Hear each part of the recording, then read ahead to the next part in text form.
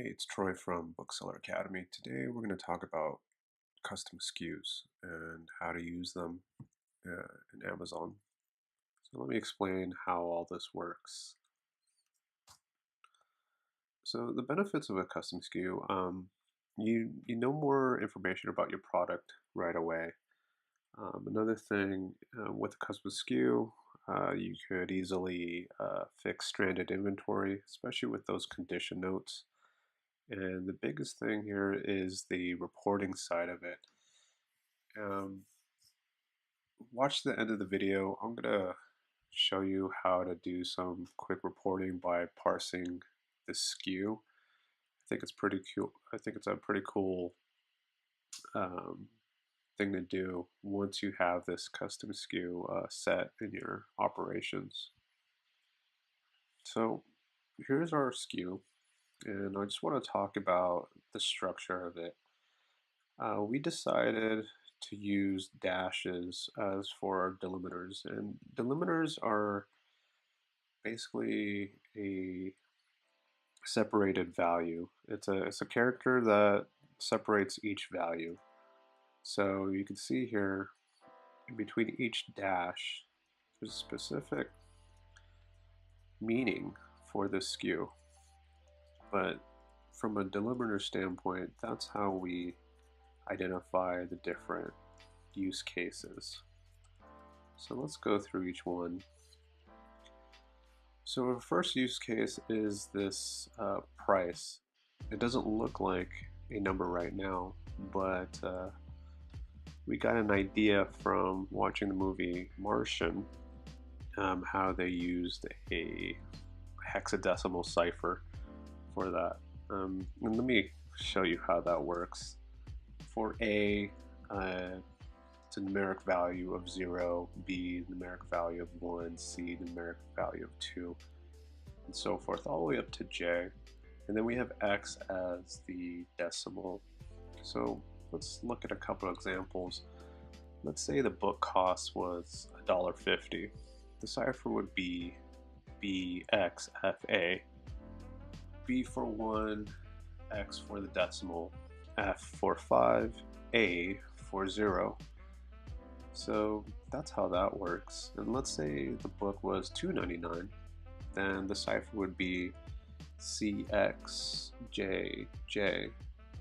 C for 2, X for the decimal, J for 9, and J for 9. So in this particular case, AAA, it really means that we got this book for free. It didn't cost us anything. So let's go to the next piece, which is the subcondition. So you'll see in this specific structure that it was just a normal book and it had a very good condition. But these are examples of the subconditions that we use for this area. If it's a textbook, it's TXT. Next area I want to talk about is the source. And we use this code. We have a legend that gives us an idea of maybe where this book has come from, like a specific library or if it's a client. But we really use this area to really identify, in our case, this came from a specific library. So we know that U11 came from a specific library. Let's go to the next piece, which is the counter. And this is just a run count of the book of what's been scanned in. More importantly, if you use some type of third-party software, this counter keeps going up. So it also gives you some type of reference as far as maybe your specific count, or maybe the count of the specific computer that you're using. So let's move forward. The next piece is the current date. This is the date that it was submitted in the system. So this is really great to kind of know when you submitted the book into Amazon and then when it sold, so you can figure out how many days sold. Next piece is this ranking. This is the current rank that the book was currently submitted in at the given time. So we like to see this to showcase, okay, what's the book ranked at its current time? Is it, and we like to check what the current rank is after it sells. Because we're in the development process of just trying to figure out what, like, how does the ranking system work? So if it came in at 1.4 million, did it actually drop to 100? But at the same time, it's a good indication to actually check, you know, especially when this book sold. If you got a 1.4 million ranked book and it actually sold, that's great. And the final piece is just the general condition. So the general condition is going to be new, like new, very good, good, and acceptable. So let's take a look on how this SKU can help you out in your operations. We just pulled up the manage order section. So for example, let's look at this SKU.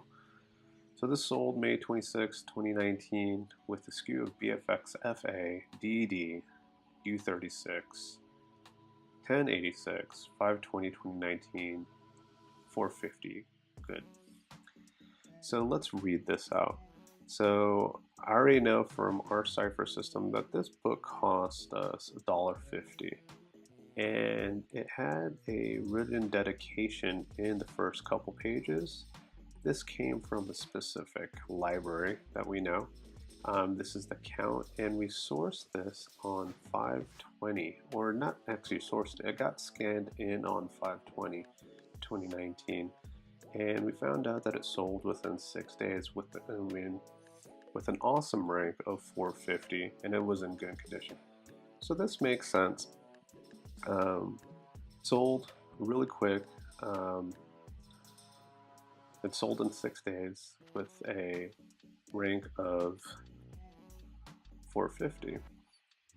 So let's look at a next piece right here, which is CXAA. So I know that we got this book for $2. How do I know that? The cipher CXAA, C meaning 2, X for the decimal AA, which is 00. So the buy cost was $2. It had no subject condition from a good standpoint, so this is just a normal good book. It came from a specific library, and this is the count, which I'm assuming it came from another computer. And then this is the date that it was submitted. And then at this current time, it did not have a rank. So then in this particular case, we found out that this current book did not have a specific rank, but it sold. And this was just a test from our side, so I don't recommend picking up books that don't say rank, but here's a case where we've proven that theory, that some books that don't have a rank, but with additional research, you could actually find that it may sell. Here's another one,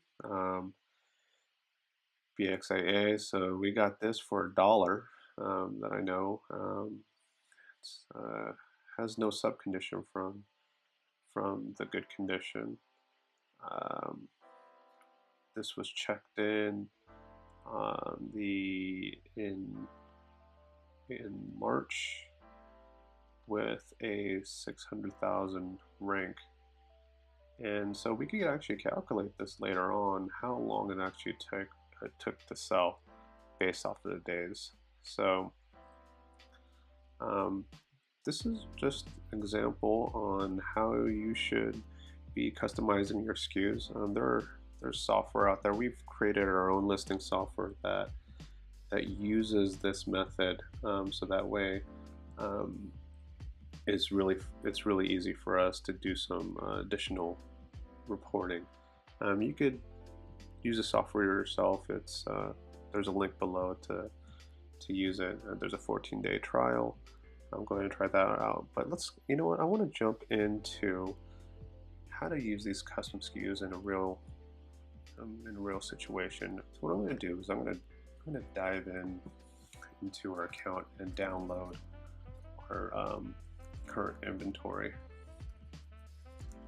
So to do that, I'm just going to sign into our Amazon account. So now that I'm in Amazon Seller Central, I'm going to dive into the reports and go into the fulfillment reports.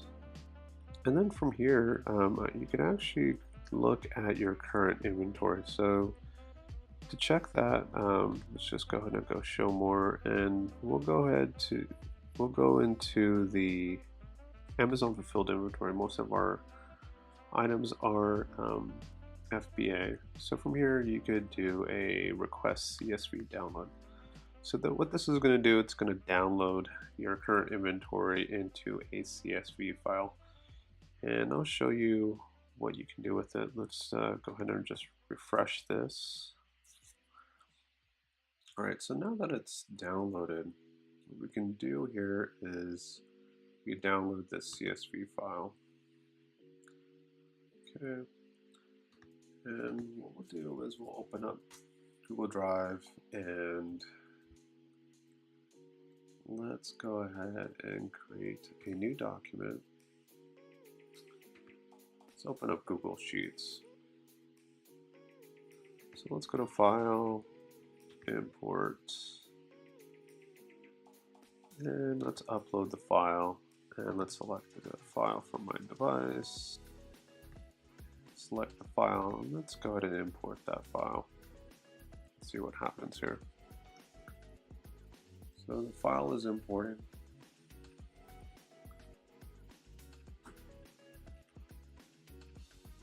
And let's go ahead and just replace the spreadsheet. So now that we've uploaded the data, let's go ahead and grab some of these SKUs. Let's just go, I'm just going random right here. Okay. And let's create a new sheet. So with this sheet, we'll just throw these SKUs here, but how do we read it in a way where it's helpful for us? So we'll just go ahead and select a column, and we'll go data, and let's split the text into columns. And from a separator standpoint down here, we know that our delimiter is in this case, our separator is a dash. So look what it did here. It automatically created new columns based off of our SKU. Let's go ahead and insert some header information. This is our cost of goods. This is the sub condition. This is the source. This is the count. This is the month, day, year. And this is the rank. And this is the condition. All right. So let me give you an example of how powerful this is if you do have the SKU in this way. So first thing we can do is we can select everything, and let's go ahead and go data, and let's create a filter.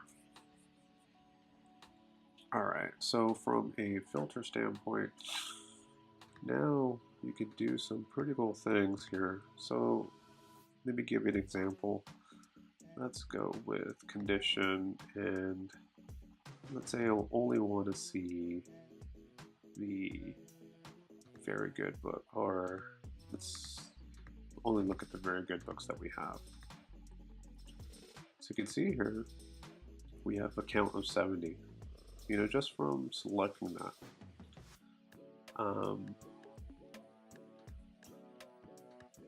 But let's also look at if there's any different sub conditions. I'm not seeing anything. Let's just select everything. Let's look at the sub condition. So everything was all NA, so not applicable. So, but also what we can do here is let's sort from Z to A.